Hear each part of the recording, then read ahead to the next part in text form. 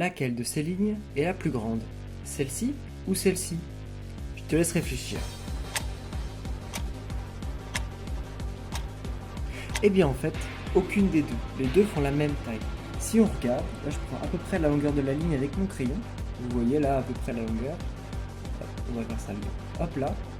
Et je la reporte ici et en fait c'est la même longueur. À quelque chose près parce que je dessine moi.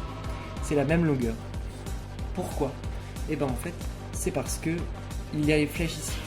Les flèches vers ce côté, enfin, qui vont vers l'extérieur, font croire à ton cerveau que la ligne est plus petite. Alors que là, les flèches vont vers l'intérieur, donc ça fait croire à ton cerveau que la ligne est plus grande. Et c'est le cas, enfin, si on observe plusieurs lignes, on remarque que c'est assez intéressant à observer comme phénomène.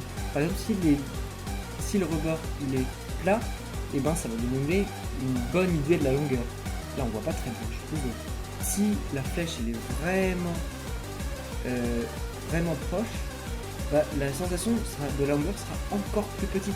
Pour moi là j'ai l'impression qu'elle est vraiment plus petite que celle-ci. Alors que au contraire, si on a une longueur, voilà, si on a une longueur qui est vraiment hop, comme ça, bah, j'ai l'impression encore qu'elle est plus grande que celle-ci. Je trouve ce phénomène assez intéressant et c'est marrant à observer.